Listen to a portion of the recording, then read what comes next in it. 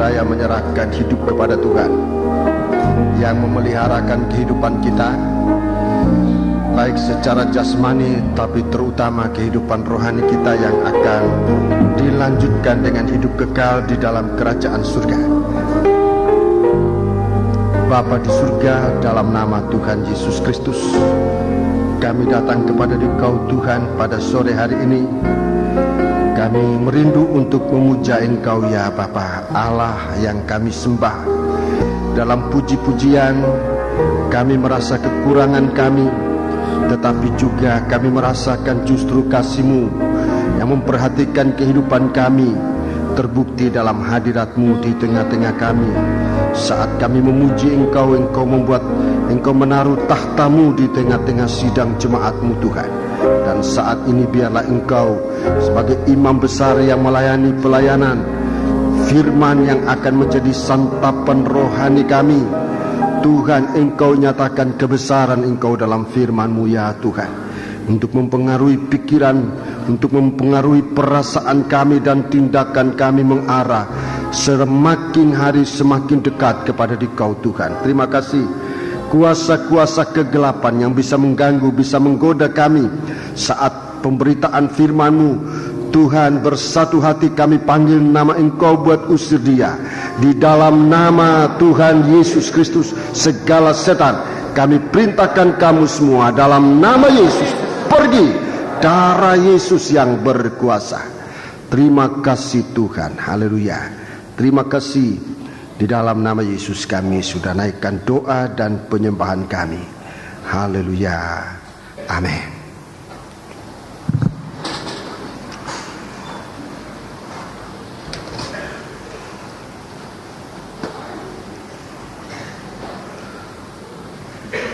Sidang jemaat yang dikasihi Tuhan, saya menyampaikan salam sejahtera dan selamat berbahagia dalam mendengarkan sabda Tuhan di dalam nama Tuhan Yesus Kristus. Rekan-rekan hamba Tuhan dimanapun saudara datang, dari desa atau dari kota-kota lain, baik di Jawa Timur maupun lebih jauh dari itu, saya menyampaikan selamat datang, saya selamat bahagia dalam fellowship untuk bersama-sama mendengarkan firman Tuhan. Sebab kita menyadari kita mempunyai tanggung jawab mendekat hari kedatangan Tuhan, bahwa sidang jemaat harus bukan hanya dilayani secara biasa, tapi sidang jemaat dibawa kepada hidup yang sempurna. Sempurnanya sidang jemaat hanya bisa terjadi oleh karena firman Allah dan Roh El Kudus. Mari kita memperhatikan pemberitaan firman pada hari ini, dan saudara-saudaraku, dan kita akan terima ini untuk diri kita sebagai seorang hamba Tuhan, tapi juga untuk sidang jemaat, untuk disalurkan dalam sidang jemaat agar pertumbuhan sidang jemaat terarah kepada Dia. Puji Dia, puji Tuhan. Mari kita akan memeriksa sekarang di dalam Wahyu pasal yang ke-18. Kita sedang memeriksa bagian terakhir dari Wahyu pasal 18 ini, ayat 21 sampai 24. Ayat 22 sampai dengan 23 sudah berapa kali dalam kebaktian saya menyampaikan, dan terakhir disampaikan bahwa ayat 22 ini menggambarkan bumi tanpa bunyi, bumi tanpa suara. Suara firman Allah merupakan pedang yang tajam. Firman Allah lebih tajam dari pedang bermata dua. Saudara-saudaraku. Kemudian ayat 23, bumi tanpa cahaya, tanpa lampu. Ini bicara tentang Roh El Kudus. Jadi pada akhirnya hukuman yang berlaku dalam bumi ini, bahwa di bumi ini tidak ada Roh Kudus, tidak ada lagi firman Allah. Saudara-saudaraku, dan ini mempunyai satu pengertian dalam kitab Wahyu yang harus kita bisa terima, sebab peningkatan firman Allah itu menuju kepada kitab Wahyu. Firman Allah ini meningkat ke kitab Wahyu, yaitu nubuatan tentang akhir zaman. Ini nubuatan yang besar untuk sampai pada suatu waktu kita melihat hukuman yang jatuh atas bumi ini, di mana firman tidak diturunkan lagi, Roh El Kudus tidak ada lagi. Firman dan Roh Kudus, terang dan pedang. Di dalam, saudara taruh tanda dalam Wahyu 18 ini, saya tunjukkan dulu supaya kita mengetahui nanti kemana arah kita. Ibrani pasal 4, Ibrani pasal yang keempat, Ibrani pasal yang keempat, Ibrani pasal yang keempat. Kita membaca Ibrani pasal yang keempat, kita membaca ayat 12 dan 13. Sebab firman Allah hidup dan kuat dan lebih tajam daripada pedang bermata dua manapun. Ya. Ia menusuk amat dalam sampai memisahkan jiwa dan roh, sendi-sendi dan susung. Ia sanggup membedakan pertimbangan dan pikiran hati kita. Iya, ini tajamnya firman Allah. Lebih tajam dari pedang bermata dua. Di dalam pengajaran yang kita terima dalam pengajaran tabernakel, tajamnya pedang ini bagaikan tuming yang ada di tampal dada imam besar. Tampal dada imam besar yang persegi, sudah 4 persegi, ukuran panjang dan lebarnya sama, diletakkan di dada imam besar. Saudara-saudaraku, di situ ada sebuah benda yang disebut tumim. Ini bicara tentang tajamnya penghukuman, tajamnya penghakiman Tuhan atas dosa manusia. Di sini dia menyucikan bukan hanya perbuatan, tetapi sampai pada jiwa, roh, sendi-sendi, sumsum, sampai pada pertimbangan dan pikiran hati manusia.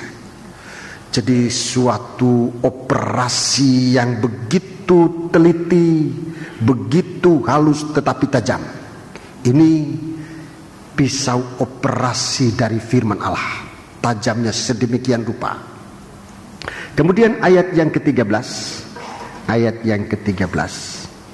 Dan tidak ada suatu makhluk pun yang tersembunyi di hadapannya. Ya, jadi terang, tidak ada yang gelap. Segala sesuatu menjadi terang. Segala sesuatu telanjang dan terbuka di depan mata Dia, yang kepadanya kita harus memberikan pertanggungan jawab. Iya, jadi demikian saudaraku. Roh El Kudus merupakan terang yang menyinari. Kalau terang dan pedang ini berjalan bersama, firman dalam urapan Roh El Kudus berjalan bersama-sama, tidak ada satu dosa yang mampu tersembunyi. Kalau kita mau selamat, saudara-saudaraku, kalau kita mau mengerti bahwa saat penyucian ini semakin meningkat, penyucian Tuhan atas sidang jemaatnya, penyucian bukan cuma penyucian, tapi ini suatu pemurnian. Di suatu waktu bangsa Israel ditawan ke Babel, dan waktu mereka kembali, mereka bingung yang menentukan siapa imam, orang Lewi dan sebagainya. Sudah kacau selama dalam pembuangan di negeri Babel. Saudara-saudaraku, Urim dan Tumim ini digunakan untuk menentukan seorang yang benar-benar menjadi imam bagi Tuhan. Saudara-saudaraku, kita hari-hari ini kalau saya melihat kesempatan untuk melayani Tuhan semakin terbuka. Menjelang akhir zaman ini semakin terbuka, saudara-saudaraku. Dan kita harus berada di hadapan imam besar. Dia yang memimpin pelayanan kita dengan urim dan tumim untuk menyucikan kita. Kalau saya ikuti sejarahnya sejak dari Israel zaman dulu, zaman Israel dari 12 suku bangsa Israel, hanya dipilih suku Lewi. Dipilih suku Lewi, saudara-saudaraku, yang disebut orang-orang Lewi yang bertugas dalam pelayanan rohani, dalam pelayanan bait suci kemah, saudara-saudaraku.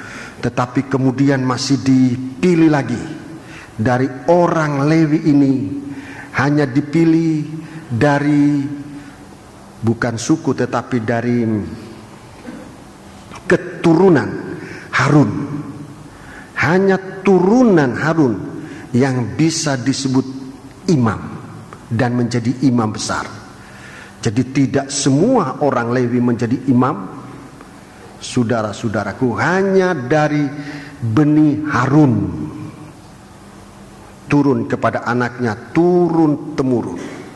Jadi kalau kita lihat bagaimana dulu begitu tertibnya Tuhan dalam pelayanan ini, dengan peraturan di dalam surat Ibrani disebutkan peraturan Harun.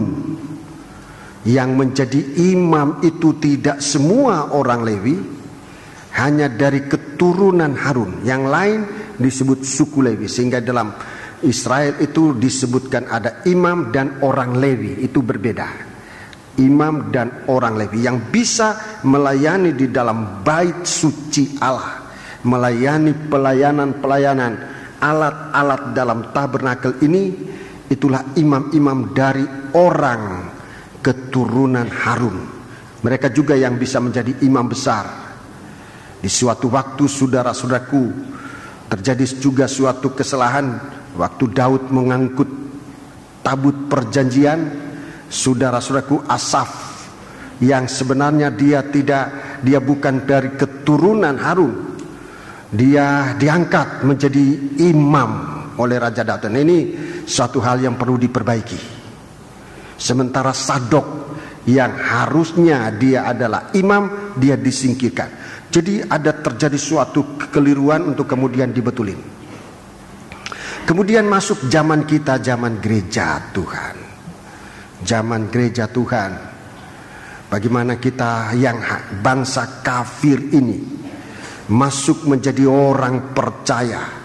Saudara-saudaraku, bukan hanya menjadi orang percaya, tetapi kita bangsa kafir ini, saudara-saudaraku, kita bangsa kafir diizinkan melayani pelayanan rohani tidak menurut peraturan dari Harun, Imam Harun, tetapi menurut peraturan Malkisedek, dimulai dengan imam besar Yesus Kristus. Saudara-saudaraku, dan ini pelayanan semakin jauh, dan kalau saya lihat di hari-hari ini pelayanan semakin Tuhan dekatkan kita kepada kesempatan terakhir. Kesempatan terakhir saya katakan, kalau dulu hanya orang kafir, kalau dulu dikatakan orang kafir bisa masuk menjadi umat Tuhan, kemudian menjadi imam-imam. Di hari-hari ini, saudara-saudaraku, orang-orang yang berdosa datang kepada Tuhan. Orang-orang berdosa kepada Tuhan. Dan begitu banyak orang-orang berdosa yang ikut melayani Tuhan, bahkan menjadi hamba Tuhan. Di sekolah Alkitab saya ikut melayani, ikut membantu mengajar beberapa waktu yang lalu, dan sekarang dipercayakan untuk bertanggung jawab. Saya mengalami beberapa murid-murid berasal dari orang-orang jahat. Dari orang jahat, saudara-saudaraku, untuk mendapatkan kesempatan masuk dalam rumah Allah. Dalam Injil Matius pasal 11, Injil Matius pasal 11, menjelang hari Tuhan, kerajaan Allah itu diserbu oleh orang.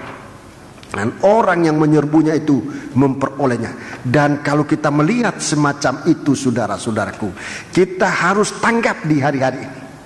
Kita harus cepat mengerti, cepat tanggap bahwa itu salah satu pertanda hari dekatnya Tuhan. Tuhan datang kembali. Jadi bukan kita main hakim satu dengan yang lain, tapi mari kita melihat bagaimana kita sekarang diperhadapkan pada Urim dan Tumim, pelayanan masing-masing kita. Coba kita membaca ayat yang ke-12, Injil Matius pasal 11 ayat yang ke-12. Sejak tampilnya Yohanes Pembaptis hingga sekarang, kerajaan surga diserbu, dan orang yang menyerbunya mencoba menguasainya, diserbu oleh orang. Dalam ayat yang lain, orang dari timur, dari barat akan menyerbu kerajaan surga, dan mereka duduk bersama Ibrahim. Begitu kesempatan Tuhan bukakan. Jadi kalau kita lihat sekarang, kesempatan melayani ini semakin terbuka. Semakin terbuka. Dalam saya mengikuti pelayanan di gereja ini, mulai dari menjadi seorang pengerja, nyapu gereja, saudara-saudaraku, sampai kemudian ikut pelayanan imam menjadi sangkor waktu itu, kemudian dipercayakan lebih hari lebih, sampai sekarang menjadi seorang hamba Tuhan. Saya melihat bagaimana kesempatan untuk melayani Tuhan semakin hari semakin terbuka. Bagi saya ini suatu pertanda Tuhan cepat datang. Jangan ketinggalan, saudara-saudara. Di sini tampilnya Yohanes Pembaptis hingga sekarang kerajaan surga itu diserbu orang, dan orang yang menyerbu mencoba menguasainya. Ayat yang ke-4, 13. Sebab semua nabi dan kitab Taurat bernubuat hingga tampilnya Yohanes. Iya. Dan jika kamu mau menerimanya, ialah Elia yang akan datang itu. Siapa bertelinga, hendaklah ia mendengar. Jadi kita pasang telinga, pasang mata, pasang telinga untuk melihat kejadian-kejadian semacam ini. Ayat 16. Dengan apakah akan kuupamakan angkatan ini? Iya. Mereka itu seumpama anak-anak yang duduk di pasar dan berseru kepada teman-temannya, kami meniup seruling bagimu, tetapi kamu tidak menari. Kami menyanyikan kidung juga, tetapi kamu tidak berkabung. Jadi sementara surga diserbu, kemudian saudara-saudaraku, orang yang seharusnya mendapat bagian kerajaan surga, yaitu bagian mendapat firman. Saudara-saudaraku, firman itu tidak mendapat tanggapan semestinya. Tidak ada tanggapan positif terhadap firman. Dalam kesempatan lalu saya sudah jelaskan bagaimana firman itu datang bagaikan bunyi derak kaki yang kedengaran di taman dan bunyi suara. Saudara-saudaraku, tetapi manusia mengambil langkah sendiri, lari dari Tuhan, menyembunyikan diri. Di sini sekarang, saudaraku, firman sempat disampaikan bagaikan seruling yang ditiupkan. Bagaikan seruling yang ditiupkan. Maksudnya supaya gerak kita hidup di bumi ini, tindakan kita, ucapan tutur kata kita, jangan menyimpang dari gerak firman, dari derak firman yang kita dengar. Saudara-saudaraku, rekan-rekan hamba Tuhan, kita bertanggung jawab bukan hanya keselamatan kita sendiri, tapi di belakang kita, di sekitar kita sidang jemaat. Kemana jemaat ini harus dibawa? Kalau tidak mengikutkan gerak derak dari langkah-langkah firman, dan pasti itu berarti semakin jauh untuk pada saatnya nanti menghadapi kegelapan akan menjadi sangat ketakutan. Jemaat itu akan menjadi sangat ketakutan. Sebab itu mari, sementara firman Allah ini masih ditiupkan, merupakan seruling untuk membangkitkan gerak kita seirama dengan gerak firman. Seruling yang ditiupkan itu dengan lagu apa, saudara-saudaraku? Supaya tarian itu jangan lepas dari irama musik, irama seruling ini. Kalau kita mau akan sampai di dalam kerajaan. Ini firman Allah sedang bekerja bagi kita. Aku sudah meratap, aku sudah menyanyikan kidung duka, tetapi kamu tidak berkabung. Kidung duka ini firman Allah yang merupakan teguran, nasihat. Pada waktu diberikan itu tidak enak, tetapi maksudnya supaya kita dikembalikan kepada kesucian. Satu waktu firman Allah ini tidak ada lagi. Satu waktu firman Allah ini tidak ada lagi, saudara-saudaraku. Mengapa demikian? Sebab gereja Tuhan sudah berada dalam kesempurnaan. Tampal dada dari imam besar, tampal dada dari imam besar yang persegi 4 itu bicara tentang Yerusalem baru. Ditampal dada imam besar, di situ ditempatkan secara permanen. Ditempatkan secara permanen tumim, benda yang namanya tumim. Sampai sekarang saudara-saudaraku, dari penjelasan-penjelasan masih kita doakan. Ada yang mengatakan tumim ini batu, ada yang mengatakan bermacam-macam saudaraku, tetapi saya singkat aja, ini suatu benda yang namanya tumim. Itu firman Allah, itu tajamnya firman Allah yang mengoperasi segala dosa manusia untuk kita disucikan. Itu ditempatkan oleh Tuhan di tampal dada imam besar. Ditampal dada imam besar, itulah Yerusalem baru. Yerusalem baru gambaran dari gereja Tuhan. Berarti saudara-saudaraku, sekarang ini di mana gereja Tuhan mulai dibawa kepada kesempurnaan, di dalam gereja Tuhan terletak ada tajamnya firman Allah. Sudah saatnya firman Allah memiliki tumim ini, memiliki tajamnya firman. Sebab kita harus disucikan secara sempurna, dan tumim ini tidak bergeser dari tampal dada imam besar. Ditaruh di atas dada imam besar, itu artinya jemaat zaman akhir ini yang menjadi mempelai wanita Tuhan, merupakan dua hatinya Tuhan. Gereja yang mau disucikan adalah gereja yang sangat dikasihi oleh Tuhan. Dia bagaikan tampal dada imam besar. Di dalamnya ada urim dan tumim yang mengatur gerak, yang menyucikan, yang memurnikan sidang jemaat. Selain dari tumim ada urim. Itulah Roh El Kudus. Urim dan tumim itu berada di tampal dada imam besar.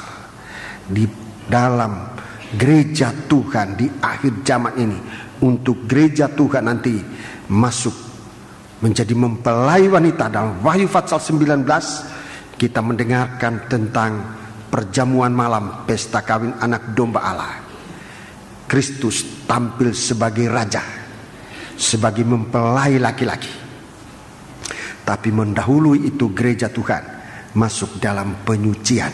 Jadi jangan sampai gereja Tuhan itu sunyi, tanpa bunyi, tanpa firman, sehingga tidak ada gerak yang bisa diikuti. Saudara-saudaraku, kalau gereja Tuhan tanpa pembukaan firman Allah, gereja Tuhan rawan sekali untuk kena tipuan yang akan datang menggoda manusia ini, dan mereka akan menyesatkan akal, sehingga anak-anak Tuhan ini akan tersesat dari kesetiaannya kepada Tuhan. Istilah setia itu istilah mempelai, saudara. Istilah setia itu istilah mempelai. Di dalam surat Yakobus, lawannya setia langsung disebut suatu permusuhan dengan Allah. Terjemahan lama dalam bahasa Indonesia langsung disebut suatu perjinahan. Orang tidak setia, istri yang tidak setia itu persamaan katanya hidup dalam perjinaan. Itu persamaan katanya. Anak Tuhan yang tidak setia kepada Tuhan, dia menjadi seterunya Allah. Dia menjadi Babel. Saudara-saudaraku, dia menjadi Babel. Saya bicara ini tidak untuk mengutuk, untuk menjerumuskan gereja Tuhan, tetapi justru untuk mengangkat kita supaya waspada. Tidak setia bukan berarti habis perkara, tidak. Tidak setia kepada Tuhan, terutama kepada yang sekarang kita langsung alami adalah pengajarannya, rohnya yang suci. Saudara-saudaraku, kita tidak setia mengikut dia, itu persamaan katanya. Persamaan kata adalah menjadi seteru Allah atau menjadi orang yang berzina. Saudara-saudaraku, itu sebabnya jangan akal kita ini disesatkan. Roh Kudus ini harus menjadi jelas dalam kehidupan kita. Dia adalah terang. Gereja Tuhan, saudara-saudaraku, di hari akhir zaman semakin terang. Firman Allah semakin dibukakan kalau kita setia ikut kepada Tuhan, setia mendengar, setia membaca firman. Di suatu waktu, saudara-saudaraku, firman Allah ini sudah menjadi harta kita. Firman dan urapan Roh Kudus sudah kita simpan dalam hidup kita. Itu suatu kebahagiaan. Puji Tuhan. Mari, saya akan menjelaskan pada malam hari ini Wahyu Fatsal yang ke-18 itu ayat yang ke-24. Ayat yang ke-24. Jadi Urim dan Tumim itu sudah semakin ada di dalam gereja Tuhan. Roh firman dan Roh Kudus sudah semakin menimbun di dalam gereja Tuhan. Saudara-saudaraku, menumpuk di dalam gereja Tuhan. Sementara dunia akan semakin kering, semakin tidak ada firman. Itu sebabnya ibadah kita jangan ibadah condong dengan pengaruh dunia. Kalau kita mau supaya dalam gereja Tuhan ada firman, ada Roh Kudus, dunia menawarkan cara-cara yang saudara-saudaraku menurut dunia bisa digunakan, tetapi sebenarnya untuk kita, Tuhan sebenarnya ciptakan gereja Tuhan untuk dicontohi oleh dunia ini. Dunia harus mencontoh gereja Tuhan, sebab gereja Tuhan ini bagaikan kota di atas gunung yang tidak mungkin tersembunyi. Tapi kita lihat di akhir zaman ini terbalik. Gereja Tuhan justru mencontoh sistem dunia. Gereja Tuhan mencontoh sistem dunia. Ini sangat jelas. Berarti tidak mengikut gerak dari langkah-langkahnya Tuhan, bunyi langkahnya firman. Ini kita jaga, terutama kita hamba Tuhan, kita punya tanggung jawab. Kita punya tanggung jawab, saudara-saudaraku, dalam banyak hal.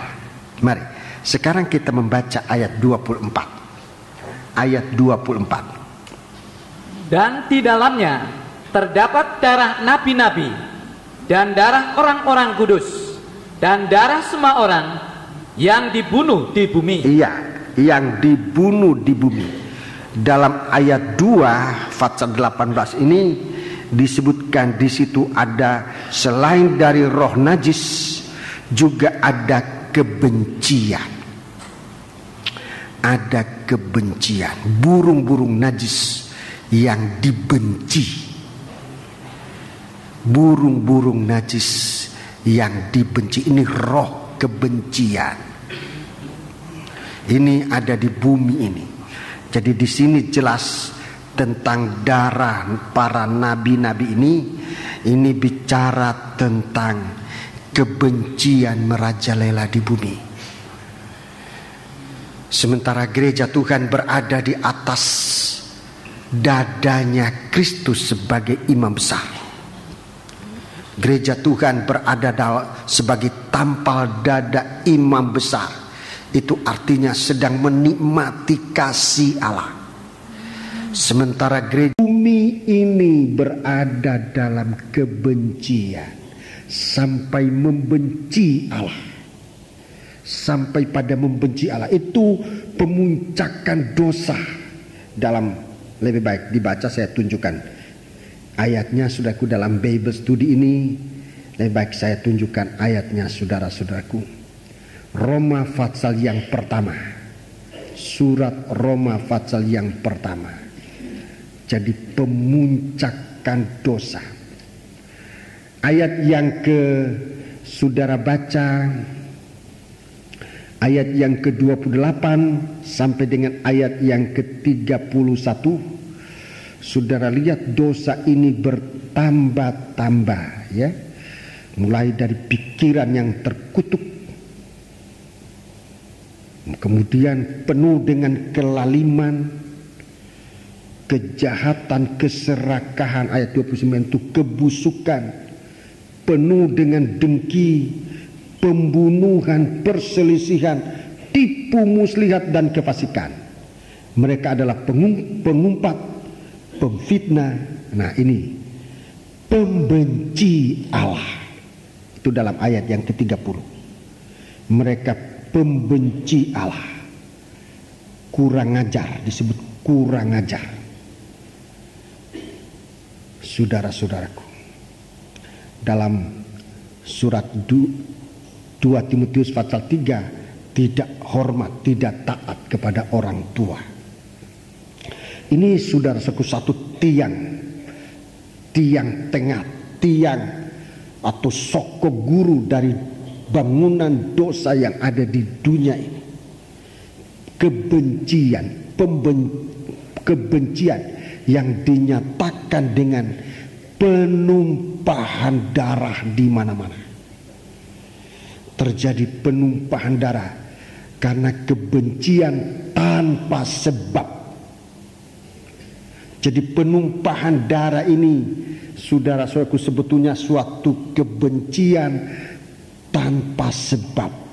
Allah dibenci tanpa sebab, sampai dengan umatnya juga dibenci tanpa sebab. Ini merupakan hukuman yang sedang berlaku di bumi ini. Bukan berarti kalau mereka membunuh para nabi-nabi ini berarti mereka puas. Mereka semakin tidak puas. Tidak ada lagi kepuasan, saudara-saudara. Sebab di dalam kebencian itu tidak ada perkataan puas. Di dalam kebencian itu tidak ada perkataan puas. Ibadah yang merasa puas itu terjadi dalam rumah Allah. Di situ kepuasan.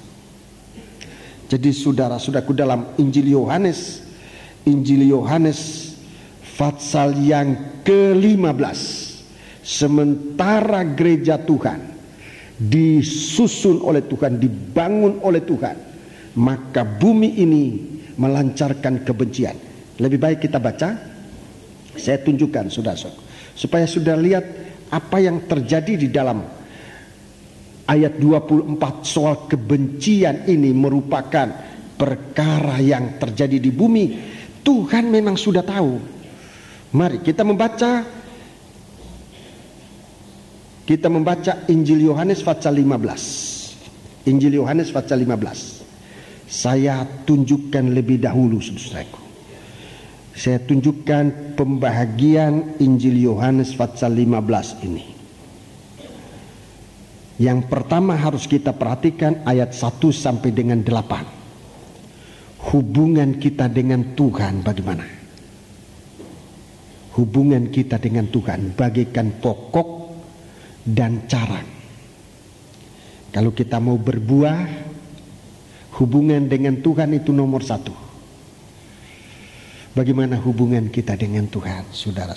Kalau kita ini mau menjadi orang yang puas dan dapat menyenangkan hati Tuhan, berbuah-buah banyak, berbuah-buah banyak, kita harus perhatikan bagaimana hubungan kita dengan Tuhan, saudara-saudaraku, dipicu dan dipacu oleh kesucian. Semakin suci, semakin kita mendekat dan melekat pada Tuhan, bagaikan carang yang tidak mau terlepas dari Tuhan. Semakin suci, semakin kita dilekatkan kepada Tuhan. Haleluya. Jadi jaga dosa, sekecil apapun juga itu benih yang pada gilirannya nanti bisa memisahkan kita dari Tuhan. Sebab Nabi Yesaya mengatakan yang memisahkan kita dari Tuhan adalah segala dosa dan kejahatan kita. Di sini carang-carang yang berbuah, carang yang berbuah semakin disucikan, dibersihkan, supaya ia lebih banyak berbuah. Jadi ini suatu penyatuan kita di dalam dia, dia di dalam kita. Yang kedua ayat 9 sampai ayat 17. 9 sampai 17. Hubungan antara carang dan carang. Hubungan sesama kita. Ayat 9 tolong baca. Ayat 9. Seperti Bapa telah mengasihi aku, demikianlah juga aku telah mengasihi kamu, tinggallah di dalam kasihku itu. Tinggallah dalam kasihku. Jadi untuk bisa mengasihi sesama, selain kesucian kita meningkat kepada kasih Allah, mengerti dan menikmati mengalami kasih Allah. Tidak ada sulitnya untuk mengasihi sesama. Kalau oleh kesucian kita dikaruniai oleh Tuhan, lebih dari kesucian adalah kasih-Nya. Dengan kasih ini kita mampu hidup rukun dengan sesama. Kita mampu mengampuni sesama. Apalagi orang sesama itu adalah orang paling dekat dengan kita, adalah suami atau istri kita atau anak kita atau orang tua kita. Memang ada kesalahan, tetapi kalau kita tinggal di dalam kasih Allah, tidak ada beratnya untuk kita saling mengasihi. Dan ini berarti kita mulai dipisahkan oleh Tuhan dari dunia, dari Babel yang isinya burung najis yang dibenci. Di mana ada burung najis yang dibenci ini? Di sana ada kebencian-kebencian, saudara-saudaraku. Dan membenci itu sama dengan membunuh. Itu dipraktekkan di kota Babel, saudara-saudaraku. Jadi hubungan kita satu dengan yang lain di dalam kasih Tuhan, ya, di dalam kasih Tuhan. Baru itu benar. Saya ulangi, hubungan kita dengan Tuhan dipicu, dipacu, diikat kuat oleh kesucian. Untuk kemudian kita menerima buah-buah untuk mengasihi Tuhan. Kalau kita menerima kasih ini, hubungan kita dengan sesama tidak sulit, saudara-saudaraku. Tidak ada kesulitan untuk mengasihi sesama. Kalau tidak ada kesucian, saudara-saudaraku, berat untuk mengasihi sesama dengan kasih ilahi. Kalau kita hanya simpati, Begitu kita melihat suatu kesalahannya, maka kita berubah menjadi membenci orang itu. Kalau kita cuma iba di suatu waktu, saudara-saudaraku, iba itu hilang begitu saja. Sebab kita mungkin melihat bahwa kondisi seseorang itu sudah semakin membaik. Kita tidak hidup lagi dalam kasih. Jadi kasih Allah ini tidak bisa digambarkan dengan suatu lukisan, tidak bisa diucapkan dengan kata-kata, tetapi hanya bisa dirasakan, dialami. Pengertiannya lewat itu, saudara-saudaraku, bukan lewat gambar, bukan lewat ucapan kata-kata, tetapi hanya bisa dimengerti dengan pengalaman dan praktik dalam berpikir, dalam berperasaan, dalam bertindak. Kita bisa mengerti kasih itu, kasih dari Allah. Di situ dikatakan buah kita bukan cuma banyak, buah kita bukan cuma banyak, tapi ayat yang ke-16, coba baca ayat yang ke-16. Bukan kamu yang memilih aku, tetapi akulah yang memilih kamu. Akulah yang memilih kamu. Dan aku telah menetapkan kamu supaya kamu pergi dan menghasilkan buah. Dan buahmu itu tetap. Buahmu itu tetap. Di sini diistilahkan bukan buah yang banyak lagi, tetapi buah itu tetap. Dalam ayat 5 buah itu banyak, tapi dalam ayat 16 itu buah itu tetap. Terus supaya apa yang kamu minta kepada Bapa dalam namaku diberikannya kepadamu. Ya, buah tetap itu artinya tidak pernah ada kebusukan. Itu buah tetap. Tidak bisa busuk, tidak akan pernah bisa menjadi busuk. Itu kasih, buah yang tetap, tidak akan pernah bisa busuk.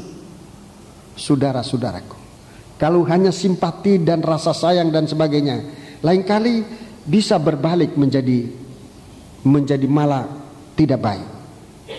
Saudara-saudaraku, setelah kita diperlakukan tidak sesuai, banyak kali kita berbalik. Dulu sangat mengasihi, bisa menjadi sangat membenci. Saudara-saudaraku, itu buah tidak tetap, sebab bukan kasih. Kalau buah itu kasih, disebutkan buah itu tetap.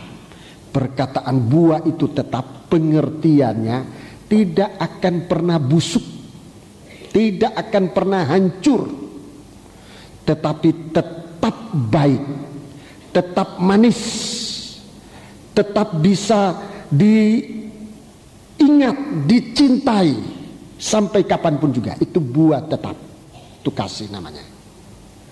Sekarang yang ketiga, ayat 18 sampai dengan ayat 25. Hubungan kita dengan bumi ini, hubungan kita dengan bumi ini disebut, kalau saya tidak salah dalam menghitung, ada 7 kali perkataan membenci dalam bahagian ini. Ayat 18 sampai dengan ayat 25. Itu hubungan dengan dunia ini. Coba baca saja ayat 18. Ayat 18. Jikalau dunia membenci kamu. Nah, ini pertama, membenci kamu. Ingatlah bahwa ia telah lebih dahulu membenci aku daripada kamu. Iya, terus. Sekiranya kamu dari dunia, tentulah dunia mengasihi kamu sebagai miliknya. Tetapi karena kamu bukan dari dunia, melainkan aku telah memilih kamu dari dunia, sebab itulah dunia membenci kamu. Ya, jadi kita kalau pergi ke bumi, dengar baik-baik saudaraku. Jangan saudara pikir enak di luar Tuhan, enak ikut dunia. Dunia ini isinya kebencian. Isinya kebencian, apapun yang ditawarkan oleh dunia ini, di dalamnya ada ini. Isinya adalah kebencian. Ayat saudara baca seluruhnya di rumah kalau saudara mempunyai kerinduan, tapi kita baca sekarang ayat 23. Barang siapa membenci aku, ya, lagi disebut membenci, ia membenci juga Bapakku. Iya, terus 24. Sekiranya aku tidak melakukan pekerjaan di tengah-tengah mereka seperti yang tidak pernah dilakukan orang lain, mereka tentu tidak berdosa. Tetapi sekarang, walaupun mereka telah melihat semuanya itu, namun mereka membenci baik aku maupun Bapakku. 25. Tetapi firman yang ada tertulis di dalam kitab Taurat mereka harus digenapi. Ya. Mereka membenci aku tanpa alasan. Ya, sampai sejauh ini. Jadi kebencian itu meningkat. Membenci aku tanpa alasan. Salahnya apa nabi-nabi itu kok disembeli? Salahnya apa kok nabi-nabi itu dihancurkan? Mereka membenci aku tanpa sebab. Jadi kita melihat di sini kemana kita harus hidup ini. Bersekutu dengan dunia ini, di sana kita akan mengalami kebencian.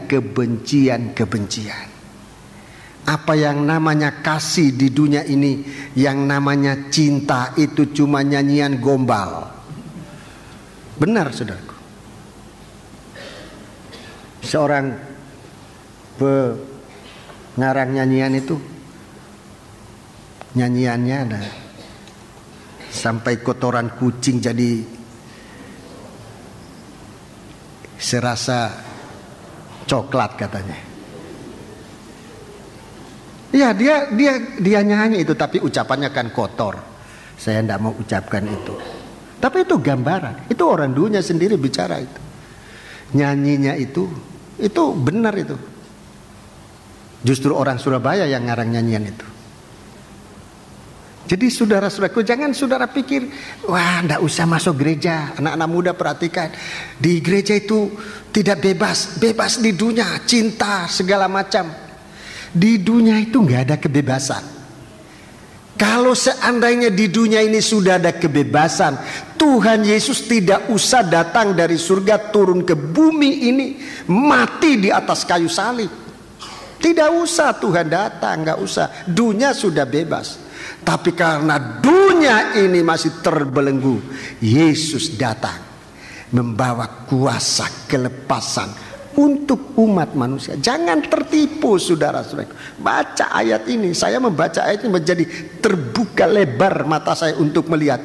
Di dunia ini tidak ada kasih yang sesungguhnya. Mengasihi diri sendiri ya banyak itu, saudara-saudara. Mari kita baca lanjut. Fatsal 16 ayat 1. Ayat 1. Semuanya ini kukatakan kepadamu, ya, supaya kamu jangan kecewa dan menolak aku. Jadi Tuhan sudah sungguh-sungguh menghadapi saat berakhirnya dunia ini, di mana kebencian itu akan kalau luber nanti ke pemilu saya ini, bukan. Jadi akan begitu banyak kebencian sampai kepada orang-orang kudus itu dibenci. Saudara-saudaraku, Tuhan katakan, aku katakan kepadamu, supaya saat ini bukan saatnya kita mengeluh kecewa, ikut Tuhan kecewa. Hanya gara-gara soal perkara dunia kita kecewa, nggak mau masuk gereja. Kenapa aku kecewa? Apapun alasannya, saudara-saudaraku, Tuhan sudah lebih dahulu mengatakan, aku kasih tahu ini lebih dahulu, supaya kamu jangan gampang kecewa dan ini menolak aku. Jangan gampang kecewa dan meninggalkan pelayanan, meninggalkan ibadah. Ini tindakan yang tidak tepat semakin dekatnya hari Tuhan ini. Mari kita baca ayat 2. Ayat 2. Kamu akan dikucilkan, bahkan akan datang saatnya bahwa setiap orang yang membunuh kamu akan menyangka bahwa ia berbuat bakti bagi Allah. Dia akan berbuat bakti. Orang membunuh orang kudus, menganggap dirinya berbakti kepada Allah. Baca terus supaya menjadi lebih jelas. Mereka akan berbuat demikian karena mereka tidak mengenal baik Bapa maupun aku. Ini Bapa dan Anak. Terus baca. Tetapi semuanya ini kukatakan kepadamu, supaya apabila datang saatnya kamu ingat bahwa aku telah mengatakannya kepadamu. Ya. Jadi ayat 24 dari Wahyu 18 itu, saudara-saudaraku, akan digenapi di masa bumi ini dalam kegelapan tanpa Roh Kudus, bumi ini dalam kesunyian tanpa firman. Saudara-saudaraku, sebab itu sementara masih bisa dapat firman, sementara masih bisa mendengar panggilan Tuhan, jangan keraskan hati. Sementara undangan Tuhan, sebab Fatsal 18, Fatsal 19 nanti sudah pesta anak domba Allah, perjamuan malam pesta kawin anak domba Allah. Sementara firman Allah disampaikan, sementara undangan masih kita dengar, suara panggilan Tuhan, jangan kita mengeraskan hati. Saudara-saudaraku, apalagi kalau kita sudah ada di dalam, jangan kemudian dengan perkara yang sebenarnya masih bisa diatasi, kita sudah kecewa terhadap apapun, terhadap siapapun, apalagi kecewa terhadap Tuhan. Saudara-saudaraku, itu satu kebodohan yang sangat mengerikan. Ayat yang ke-33, ayat 33 ini kekuatan kita. Ayat 33 Fatsal 16 ini. Semuanya itu kukatakan kepadamu supaya kamu beroleh damai sejahtera dalam aku. Ya. Dalam dunia kamu menderita penganiayaan, tetapi kuatkanlah hatimu. Kuatkan hatimu. Aku telah mengalahkan dunia. Aku telah mengalahkan dunia. Roma 8 ayat yang ke-37. Orang yang mengikut Tuhan itu akan menjadi super pemenang. Super pemenang. Mereka benar-benar menjadi pemenang-pemenang. Haleluya. Sebab itu mari kita mau sungguh-sungguh kepada Tuhan.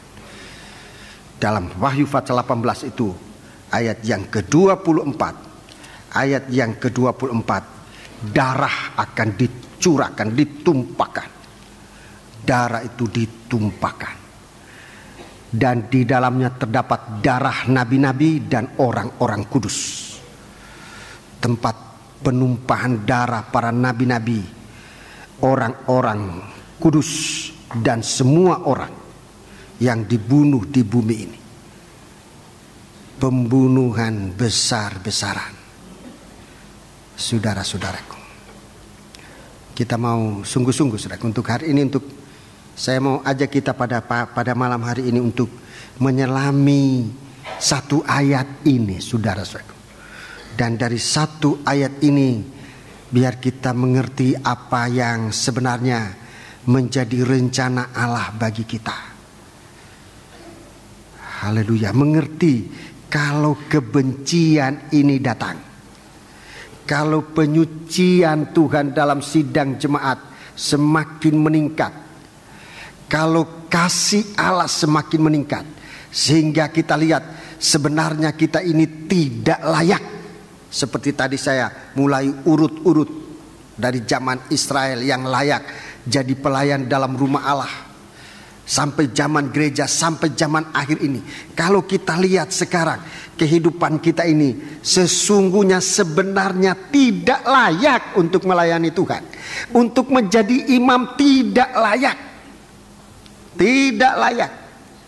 Tetapi kalau Tuhan kasih kesempatan melayani, kalau kesempatan ini dibuka tidaklah seketat dulu zaman Israel, zaman gereja hujan awal, zaman gereja menjelang kesempurnaan ini, saudara-saudaraku. Di hari-hari ini kesempatan ini terbuka. Ini berarti Tuhan mau nyatakan kasih-Nya kepada kita, supaya dalam satu kesatuan tubuh ini kita bukan diikat oleh peraturan manusia, tetapi suatu kemenangan atas daging, suatu kemenangan atas setan, suatu kemenangan atas dosa-dosa yang sempat tadinya menguasai kita, membelenggu kita, kemenangan atas dunia ini. Itu berarti kedatangan Tuhan Yesus sudah sangat dekat. Sebab Tuhan sudah membuka kesempatan penyelamatan begitu luas. Kalau ini kita tidak mau gunakan untuk ambil bagian dalam ibadah, dalam pelayanan kita kepada Tuhan, saudara-saudaraku, penyesalan itu pasti akan dirasakan nanti. Tetapi penyesalan selalu datang kemudian, dan tidak ada gunanya penyesalan yang datang kemudian. Lebih baik kita mengambil sikap bijaksana di hari-hari ini. Kalau Tuhan mau menyucikan kita, kalau Tuhan membukakan kita kesempatan, apapun yang kita bisa lakukan. Apa saja yang kita bisa lakukan. Mulai dari berdoa, itu yang jelas kita bisa lakukan. Orang berdosa diizinkan oleh Tuhan berdoa. Dan kalau ia terus berdoa, dia akan mengalami suatu pembaharuan dalam kehidupan. Saudara-saudara, sebab itu mari kita mau sungguh-sungguh. Kita mau membaca dalam Yeremia 51 lebih dahulu. Kitab Nabi Yeremia pasal 51. Jadi berkaitan dengan Wahyu 18 ayat 24 tadi, Yeremia pasal 51, kita lihat di sana saudara-saudaraku, Yeremia 51 kita lihat sesungguhnya kalau kita melihat sekarang terjadinya yang sekarang mengerikan, itu tujuannya ada saudara-saudaraku. Mari kita membaca. Kalau kita lihat Babel ini sedang jatuh, terjadi pembunuhan. Mari, pasal yang ke-51 ayat 49 dan ayat 50. Yeremia 51 ayat 49 dan ayat yang ke-50. Babel akan jatuh oleh karena orang-orang yang mati terbunuh di antara Israel, sama seperti jatuhnya orang-orang yang mati terbunuh di seluruh bumi oleh karena Babel. Oleh karena Babel. Jadi terjadi pencurahan darah. Babel itu tempatnya tercurahnya darah-darah. Kalau kita melihat darahnya orang kudus, orang-orang yang tidak bersalah, darahnya sudah tercurah. Tuhan tunjukkan arah kita di sini, ayat yang ke-50. Kamu orang-orang yang terluput dari pedang. Kita yang luput dari pedang ini. Orang yang luput dari pedang. Orang lain sudah mati, orang kudus, nabi-nabi itu dan semua orang yang sudah mati dan darahnya dicurahkan di Babel. Sekarang kamu yang luput dari pedang, pergilah. Janganlah berhenti. Jangan berhenti. Tinggalkan bumi itu. Jangan malah pergi ke bumi. Tinggalkan bumi ini. Pergi, jangan berhenti. Terus ingatlah dari jauh kepada Tuhan, dan biarlah Yerusalem timbul lagi dalam hatimu. Iya.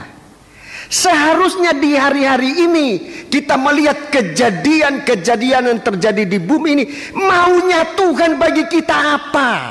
Jangan terus tinggal dalam suasana keduniawian itu. Tetapi biar timbul di dalam hati kita. Ayat 50 ini jelas. Biarlah ingatlah dari jauh kepada Tuhan, dan biarlah Yerusalem timbul lagi dalam hatimu. Yerusalem kota persegi. Itu gereja Tuhan yang sedang disempurnakan oleh Tuhan. Seharusnya ini yang harus kita lakukan, saudara-saudaraku. Kalau kita lihat kebencian sedang merajalela di bumi ini, bukan kita ikut-ikut membalas dengan kebencian, bukan. Tetapi merindukan Yerusalem baru. Merindukan firman Allah merupakan tumim yang ada di Yerusalem itu. Merindukan Roh Kudus, merindukan kasih Allah. Seharusnya ini terjadi, saudara-saudaraku. Kehidupan kita merindukan kasih yang sesungguhnya. Jadi bukan saatnya kita mempersalahkan si A dan si B. Apalagi kalau kita sebagai seorang pimpinan dalam pekerjaan, di dalam mana saja di dalam masyarakat. Kalau kita sebagai seorang pimpinan di hari-hari ini mulai menunjukkan kesalahan sesama hamba Tuhan, saudara-saudaraku, itu mengorbankan umat Tuhan. Bukan saatnya itu. Saatnya merindukan Yerusalem, kota damai. Yerusalem itu artinya kota damai. Damai di hati. Jangan merindukan yang lain. Seharusnya timbul merindukan Tuhan sekalipun masih dari jauh. Dalam ayat 50 katakan, ayat 50 mengatakan tadi, kamu orang-orang yang terluput dari pedang, pergilah, jangan berhenti, ingatlah dari jauh kepada Tuhan. Dan biarlah Yerusalem baru, Yerusalem itu, biarlah Yerusalem timbul lagi dalam hatimu. Ini harusnya demikian. Kalau kita mau bijaksana di hari-hari ini, bukan saatnya kita untuk menunjuk salah si A dan si B. Tadi saya katakan, apalagi kalau kita seorang pemimpin. Sebab kalau kita pemimpin menunjukkan kesalahan si A, orang-orang anak buah ini tidak tahu apa-apa, mereka punya tindakan lain. Kalau kita bicara ngobrol kesalahan si A, si B, mereka ngambil batu lempar si A itu. Mereka ambil api bakar si A itu yang mereka lakukan. Bunuh si A itu, pukul dan sebagainya. Sebab kita mengungkapkan kebencian kita, mengungkapkan kebenaran kita, menunjukkan kesalahan orang. Hati-hati kita sebagai dimanapun kita berada, saudara-saudaraku, sebagai anak Tuhan di hari-hari ini, saudara-saudaraku, ini yang kita harus jaga. Kalau fitnaan, penghakiman sudah kemana-mana diobral, tidak mungkin suatu negara menjadi damai, tidak mungkin. Sebab rakyat itu tidak ngerti soal macam itu. Rakyat melihat, oh kesalahan si B, si itu. Dia bertindak sendiri. Jadi saudara-saudara, dalam masyarakat di mana kita berada, menempati tempat-tempat, menjadi pemimpin sebagai apapun, baik di kampung, mungkin menjadi ketua RT atau RW atau lurah atau camat atau apa saja, presidennya rasanya nggak ada di kita, jelas nggak ada. Ayo, selain dari sidang jemaat, juga kita turut bertanggung jawab buat bangsa dan negara ini.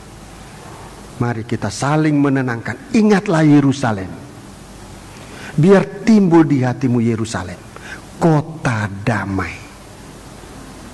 Kota damai. Ini yang pertama. Jadi dalam perjanjian lama, Tuhan bicara lewat Nabi Yeremia. Di catatan saya dalam perjanjian baru, Tuhan Yesus sendiri bicara. Dalam Injil Matius, pasal yang ke-23. Injil Matius pasal 23. Injil Matius pasal yang ke-23.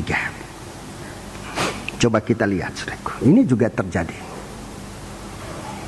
Injil Matius pasal 23.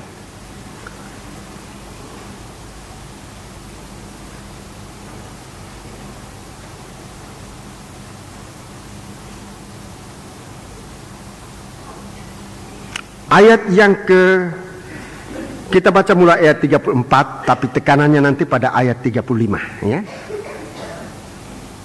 Sebab itu lihatlah, aku mengutus kepadamu nabi-nabi, orang-orang bijaksana dan ahli-ahli Taurat.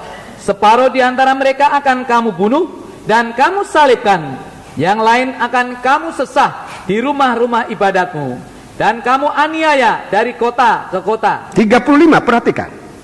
Supaya kamu menanggung akibat penumpahan darah orang yang tidak bersalah. Ya, kamu itu hukuman yang jatuh atas Babel itu sebagai penuntutan Tuhan atas Babel. Kamu harus bertanggung jawab. Kamu harus menanggung akibat penumpahan darah orang yang tidak bersalah. Mulai dari Habel, orang benar itu, ya, sampai kepada Zakaria, anak Berekia, yang kamu bunuh di antara tempat kudus, iya, dan Mezbah. Terus, aku berkata kepadamu, sesungguhnya semuanya ini akan ditanggung angkatan ini. Sesungguhnya semua ini akan ditanggung oleh angkatan ini. Jadi coba lihat urut-urutannya dari perjanjian lama. Tuhan membangkitkan ingatan kita untuk ingat kembali ke Yerusalem itu. merindukan Tuhan, ya. Ingat Yerusalem, merindukan Tuhan. Yerusalem itulah gereja Tuhan, ya. Yerusalem itu gereja sekarang ini, gereja Tuhan yang nanti akan ditingkatkan sampai benar-benar menjadi Yerusalem baru, kota persegi yang penuh dengan kemuliaan yang sangat dikasihi oleh Tuhan. Saudara, itu dalam perjanjian lama. Sekarang dalam perjanjian baru, Tuhan singgung tentang Habel. Habel ini orang benar pertama yang dibunuh. Bahkan dialah manusia pertama yang dibunuh. Habel itu manusia pertama yang dibunuh, saudara-saudaraku. Dan yang membunuh dia adalah saudaranya sendiri yang hatinya jahat, penuh dengan iri hati. Dalam surat 1 Korintus pasal 2 dan pasal yang ketiga, orang iri hati ini orang yang tidak akan pernah bisa masuk di dalam Yerusalem, di dalam tubuh Kristus. Tidak akan pernah. Dia disebut adalah orang duniawi. Orang yang iri hati itu orang duniawi. Lebih bagus dibaca ayatnya supaya saya bicara jelas. 1 Korintus pasal 2. 1 Korintus pasal 2, saudara-saudaraku. 1 Korintus pasal yang kedua. 1 Korintus pasal yang kedua, ayat yang ke-15 dan 16. Tetapi manusia rohani menilai segala sesuatu, tetapi ia sendiri tidak dinilai oleh orang lain. Ya. Sebab siapakah yang mengetahui pikiran Tuhan sehingga ia dapat menasihati dia? Tetapi kami memiliki pikiran Kristus. Ya, ayat 1 pasal 3. Dan aku, saudara-saudara, pada waktu itu tidak dapat berbicara dengan kamu seperti dengan manusia rohani. Ya, terus? Tetapi dengan manusia duniawi. Manusia duniawi, ini penduduk Babel. Manusia duniawi. Terus? Yang belum dewasa dalam Kristus.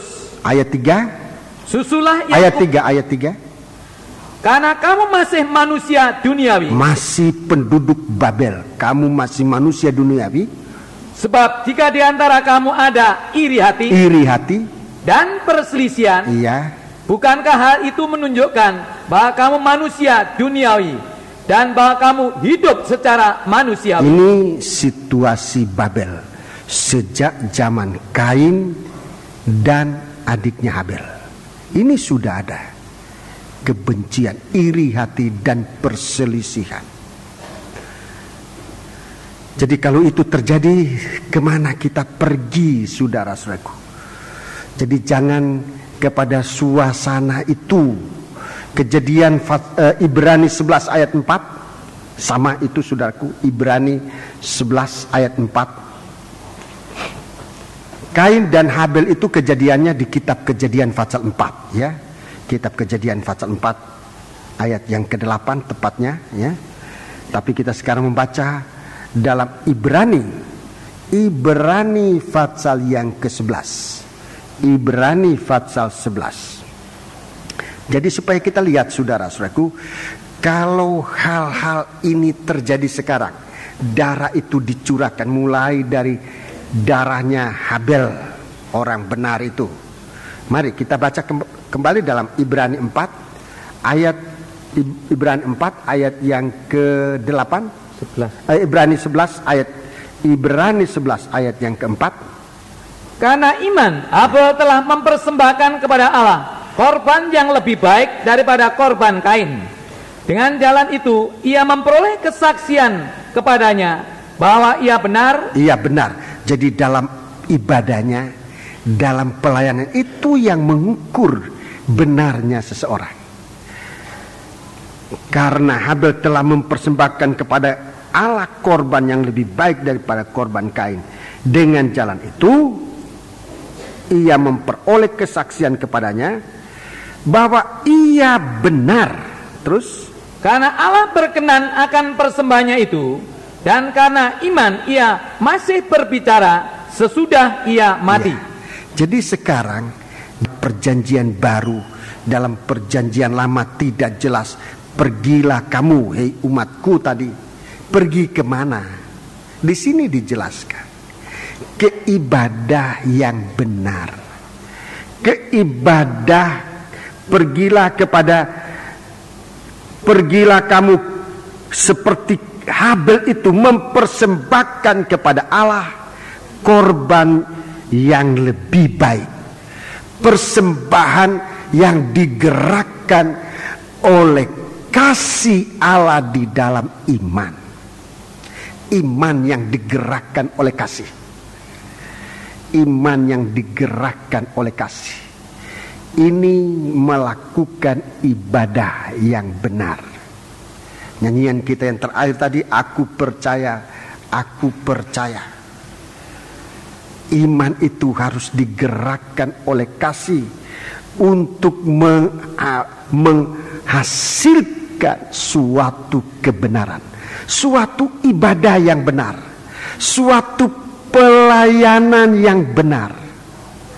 Jadi jangan asal, saudara-saudaraku, jangan ibadah ini dikerjakan dengan maksud yang lain tanpa iman. Di dalam surat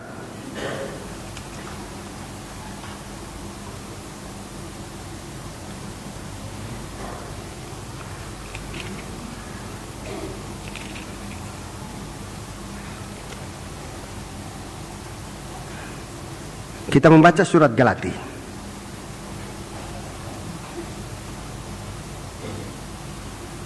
ayat yang ke-9. Pasal 6, Galati pasal 6 ayat yang ke-9. Sebab kalau atau ayat yang ke-8 ya, ayat yang ke-8. Sebab barang siapa menabur dalam dagingnya, ya, siapa menabur dalam dagingnya, ia akan menuai kebinasaan dari dagingnya. Ya, jadi jangan kita melakukan sesuai dengan emosi, dengan keinginan daging, dengan apa saja. Apa yang kita tuai adalah kebinasaan. Terus, tetapi barang siapa menabur dalam roh, siapa menabur di dalam roh, ia akan menuai hidup yang kekal dari roh itu. Ia akan menuai hidup yang kekal dari roh itu. 9. Janganlah kita jemu-jemu berbuat baik. Nah, ini jangan jemu-jemu berbuat baik. Karena apabila sudah datang waktunya, kita akan menuai jika kita tidak menjadi lemah. 10. Karena itu selama masih ada kesempatan bagi kita, selama masih ada kesempatan bagi kita, terus marilah kita berbuat baik kepada semua orang, tetapi terutama kepada kawan-kawan kita seiman. Seiman di masa-masa semacam ini. Di masa-masa semacam ini, saudara-saudaraku, ibadah kita harus dengan iman. Ibadah dengan iman yang digerakkan oleh kasih. Kita melayani Tuhan. Perbuatan-perbuatan yang Tuhan katakan diteguhkan, dimeteraikan menjadi suatu kebenaran. Jadi kalau dalam Yeremia 51 ini, jangan kita tetap tinggal di Babel ini, tapi pergilah umatku ya ke sini, ke ibadah yang benar. Jangan ibadah dengan dorongan daging yang dihidupkan, saudara-saudaraku. Tapi Rasul Paulus jelaskan, pergi di mana roh ini sedang hidup, roh ini sedang aktif mengerjakan di dalam kita. Dan perbuatan yang kita lakukan ada tanda kebenaran.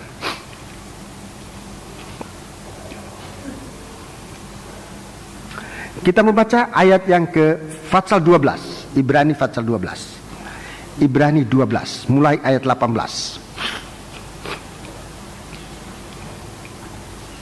Sebab kamu tidak datang kepada gunung yang dapat disentuh, dan api yang menyala-nyala, kepada kekelaman, kegelapan, dan angin badai, kepada bunyi sangkakala dan bunyi suara yang membuat mereka yang mendengarnya memohon supaya jangan lagi berbicara kepada mereka, sebab mereka tidak tahan mendengar perintah ini. Bahkan jika binatang pun yang menyentuh gunung, ia harus dilempari dengan batu. Iya, terima kasih. Jadi ini jelas, Rasul Paulus jelaskan, kita jangan pergi ke gunung yang tidak dapat disentuh dan kepada api yang menyala-nyala. Ini tempat di mana Taurat diturunkan. Jadi jelas Rasul Paulus sarankan bagaimana kita mengingat Yerusalem ini, bagaimana kita pergi kepada merindukan Tuhan ini. Tidak bisa dengan kekuatan daging kita tanpa Roh Kudus, tetapi juga tidak bisa dengan sistem Taurat. Kita tidak pergi ke bukit yang tidak dapat disentuh dan api yang menyala-nyala, kepada kekelaman, kegelapan, dan angin badai. Saudara-saudaraku, coba kita perhatikan di sini. Ibadah kita ini arahnya kemana? Bukan kepada ibadah sistem Taurat yang mengandung kebiasaan dan tradisi yang tidak memberi kehidupan bagi kita. Apalagi kita bangsa kafir yang memang tidak ada bagian dalam Taurat itu. Taurat itu untuk bangsa Israel. Sesudah Taurat digenapkan di atas kayu salib, barulah kita mendapat kesempatan untuk menerima janji keselamatan dari Tuhan lewat korban Kristus. Jadi di sini Rasul Paulus jelas mengatakan, kalau kita mau tinggalkan dunia ini, jangan ibadah sembarang ibadah, ikut maunya daging ini. Yang ada iri hatinya nanti, yang ada perselisihannya. Tetapi dengan iman seperti Habel itu, sehingga persembahannya diterima oleh Tuhan untuk memeteraikan kebenarannya, kebenaran yang Tuhan berikan kepada Habel. Saudara-saudaraku, ini ibadah yang harus kita pelihara, ini pelayanan yang harus kita praktekkan, bukan karena dorongan daging, ambisi, kemudian berbagai-bagai macam emosi, sehingga adanya iri hati, adanya perselisihan di dalam pelayanan. Saudara-saudaraku, bahkan banyak rebutan tempat-tempat yang saya tidak bisa mengistilahkan tempat apa yang diperebutkan di dalam kerajaan surga. Kalau mau bilang yang enak, semua enak di surga, tidak ada yang nggak enak. Tetapi kalau masih ada perebutan, itu berarti bukan roh yang bekerja, daging yang bekerja. Kamu manusia duniawi, kata Rasul Paulus, penduduk Babel yang menumpahkan darah para nabi-nabi, darah orang kudus, dan darah semua orang yang mati terbunuh di bumi ini. Orang yang mati terbunuh pun juga nanti dipertanggungjawabkan kepada penduduk Babel ini. Saudara-saudaraku, sebab itu mari ibadah kita ini perhatikan seperti Habel itu, dengan iman. Mari kita beribadah untuk iman kita ini tumbuh ke arah kesempurnaan di dalam kasih. Dengan demikian Rasul Petrus mengatakan kita tidak akan gampang tersandung, malah kita akan diberikan hak penuh untuk masuk dalam kerajaan anaknya Yesus Kristus. Dalam ayat ini dikatakan, ibadah ini pun jangan ibadah Taurat, ibadah kebiasaan. Jangan pergi ke gunung yang tidak dapat disentuh. Kalaupun seekor binatang menyentuh, dia harus dilempar dengan batu sampai mati. Ayat 21, ini ibadah. Ini ayat 21. Ayat 22. Boleh dibaca ayat 21 lebih dahulu. Dan sangat mengerikan pemandangan itu, sehingga Musa berkata, aku sangat ketakutan dan sangat gemetar. Gemetar. Lihat ibadah model itu, saudara-saudara. Ibadah kebiasaan, ibadah Taurat yang sampai menyalibkan Tuhan Yesus. Menyalibkan, mensalibkan atau menyalibkan? Menyalibkan Tuhan Yesus. Apalagi sesama saudara-saudaraku, demi kepentingan kebenaran diri sendiri kita rela mengorbankan orang lain. Tapi mari kita dalam ayat 22, tetapi kamu sudah datang ke Bukit Sion, ke Bukit Sion, ke kota Allah yang hidup. Itu tujuan, ke Yerusalem, ke kota Sion, ke kota Allah yang hidup, Yerusalem surgawi, Yerusalem surgawi, dan kepada beribu-ribu malaikat, kepada beribu-ribu malaikat, suatu kumpulan yang meriah. Terus, dan kepada jemaat anak-anak sulung yang namanya terdaftar di surga, dan kepada Allah yang menghakimi semua orang, dan kepada roh-roh orang-orang benar yang telah menjadi sempurna. Iya, terus. Dan kepada Yesus, pengantara perjanjian baru, dan kepada darah pemercikan yang berbicara lebih kuat daripada darah Habel. Ya, bicara lebih kuat dari darah Habel. Kepada darah Yesus, pemercikan darah. Nanti pasal 19 kitab Wahyu ini pasal tentang percikan darah. Tutupan tabut perjanjian yang dipercik dengan darah, itu pasal 19 dan pasal 20 dari kitab Wahyu. Itu nanti akan saya jelaskan. Tapi kita lihat di sini, ke situ arah kita. Di bawah naungan tutupan grafirat ini, kita lari ke tutupan grafirat yang dipercik dengan darah. Haleluya. Ke situ arah kita. Ke situ Tuhan mau bawa kita. Kepercikan darah dikatakan lebih kuat dari darah Babel, dari darah Habel. Kepada darah yang lebih kuat dari darah Habel. Itulah darah percikan darah anak domba Allah yang tidak ada cacat celahnya. Mengapa dikatakan lebih kuat? Coba kita lihat di sini. Darah Habel berbicara sampai kepada kebenaran. Itu darah Habel. Tapi percikan darah dari domba, anak domba Allah, dia berangkat dari kebenaran, kesucian sampai kepada kesempurnaan. Semua alat-alat itu dipercik dengan darah anak domba Allah, menyucikan dan menyempurnakan. Ini demikian kita harus hidup, demikian kita harus berjalan. Ke arah itu kita pergi.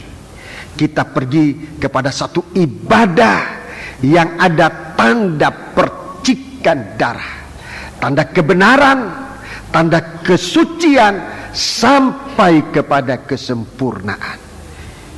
Ibadah itu yang ada di Yerusalem baru.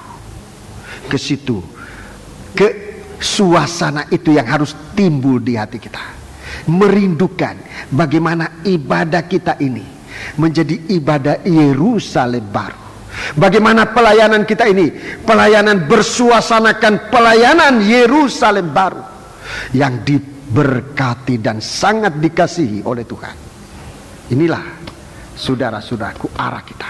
Jangan di kota Babel ini, kota Babel yang menumpahkan darah. Karena apa? Karena kebencian. Jadi dari ayat-ayat tadi kita lihat, saudara-saudaraku, ayat-ayat yang sempat kita baca, baik dalam kitab Yeremia pasal 49, pasal 51 ayat 49 dan 50 itu karena kebencian. Maupun Matius 23 ayat 35 tadi, 34 dan 35, itu pun karena kebencian. Saudara-saudaraku, sekarang mari kita merindukan sekalipun dari jauh akan Tuhan, dan biar timbul di dalam hati kita Yerusalem. Kembali ke Yerusalem, kembali ke kota damai. Jangan tetap tinggal di kota Babel. Di kota Babel dalam perjanjian baru masih disebut. Wahyu 16 ayat 6, Wahyu 17 ayat 6 masih disebut bagaimana Babel ini menumpahkan darah Wahyu 16 ayat 6. Wahyu 16 ayat 6.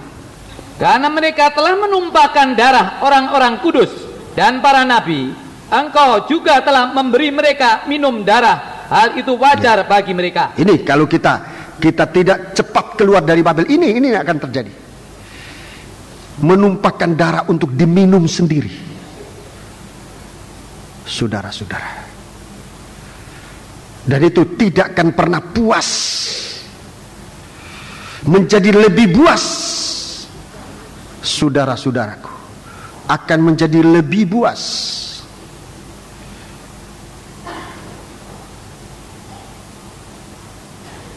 Pasal 17 ayat 6. Dan aku melihat perempuan itu mabuk oleh darah orang-orang kudus dan darah saksi-saksi Yesus. Dan ketika aku melihatnya, aku sangat heran. Aku sangat heran. Itu melihat, aku sangat heran. Situasi Babel, minum darah, menumpahkan darah dan meminum darah. Begitu kebencian yang tidak pernah dipuaskan. Aku sangat heran. Tetapi saudara-saudaraku, malaikat ini menjernihkan, menasihatkan. Ayat 9, ayat 9, pasal 17 ayat 9. Yang penting di sini ialah akal yang mengandung hikmat. Iya, yang penting di sini adalah akal yang mengandung hikmat, akal yang punya pengertian firman. Terus, ketujuh kepala itu adalah 7 gunung yang di atasnya perempuan itu duduk. Ya, terima kasih. Akal yang mengandung akal yang mengandung hikmat. Itu yang penting. Sekarang kita berpikir, jangan berpikir dunia ini, tapi mari saat-saat ini kita memikirkan firman, undangan Tuhan ke kota Yerusalem, panggilan Tuhan ke kota damai. Saat ini, saudaraku, begitu kita mendengarkan firman Allah, di dalamnya ada seruan undangan untuk kita masuk dalam perjamuan malam, pesta kawin anak domba Allah. Ini yang kemudian dikatakan, ini yang sebenar-benarnya firman Allah. Kebahagiaan di pesta perjamuan malam, pesta kawin anak domba Allah, memulai dan akan melanjutkan kerajaan Allah di bumi 1000 tahun. Suatu kerajaan, suatu nikah yang berpesta. Bukan cuma sehari pestanya, tapi selama 1000 tahun suasana pesta raja. Saudara-saudaraku, inilah yang sempat saya sampaikan kepada kita, buat kita pada malam hari ini. Kita sudah melihat nasib dari kota Babel. Saya juga sudah mengarahkan kemana kita harus pergi. Jangan tinggal di bumi ini, jangan lari ke bumi, tapi carilah merindukan Tuhan. Yerusalem biar timbul di dalam hati kita, untuk kita hidup benar, ibadah yang benar oleh iman. Saudara-saudaraku, supaya pelayanan kita, korban-korban kita, ibadah kita dibenarkan oleh Tuhan. Kita pergi ke Bukit Sion untuk meningkat, bukan hanya kepada kebenaran, tapi kepada kesucian sampai sempurna. Puji Tuhan. Saya rasa sekalipun masih banyak kekurangannya, tapi untuk jelas kita tetap berdoa supaya Roh El Kudus lebih meneguhkan, memberikan kita penjelasan tentang firman Allah ini. Mari kita melakukan 139. Kita berdiri dan kemudian pelayan-pelayan perjamuan suci segera menempati tempatnya.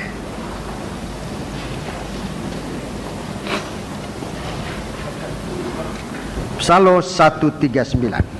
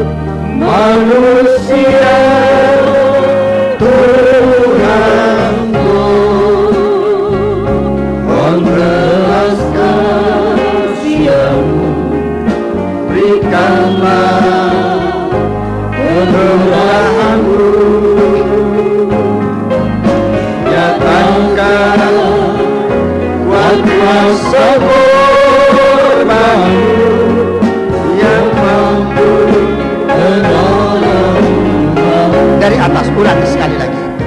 Tuhan, dengarlah doaku. Dengarlah doaku, oh Tuhan, dengarlah seruanku di saat kegesaran melanda hidup manusia. Tuhan membalas kasihan-Mu, berikanlah keurahan-Mu, nyatakan kuasa korban-Mu yang mampu menolong aku. Kita angkat tangan kita dua, kita mohon kepada Tuhan. Naikkanlah permohonan kita.